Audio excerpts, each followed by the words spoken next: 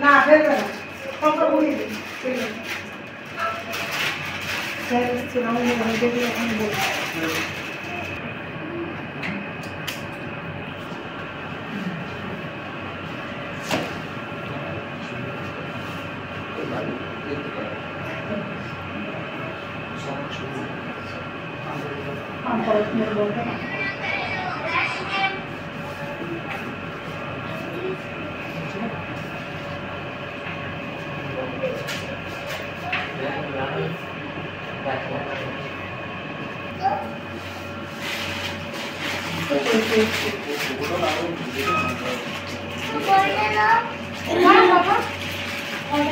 কাদের উদ্যোগে এই রক্তদান শিবিরের আয়োজন করা হয়েছে এবং কেন?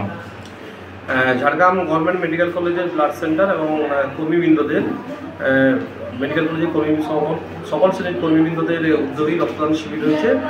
প্রতি বছরই এটা হয়। গ্রীষ্মের যখন দাবদাহ যখন চলতে থাকে তখন রক্ত সংকটে সব জায়গায় রক্ত সংকট দেখা যায়।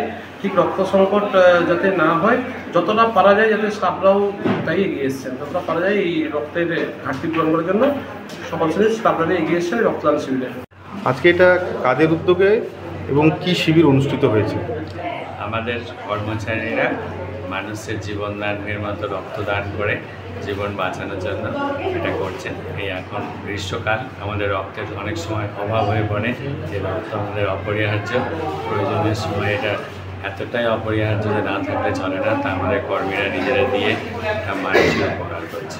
মানে হাসপাতালের কারা কারা রক্ত দিচ্ছেন এখানে? আমাদের সমস্ত স্তরের কর্মচারীরাই দিচ্ছেন।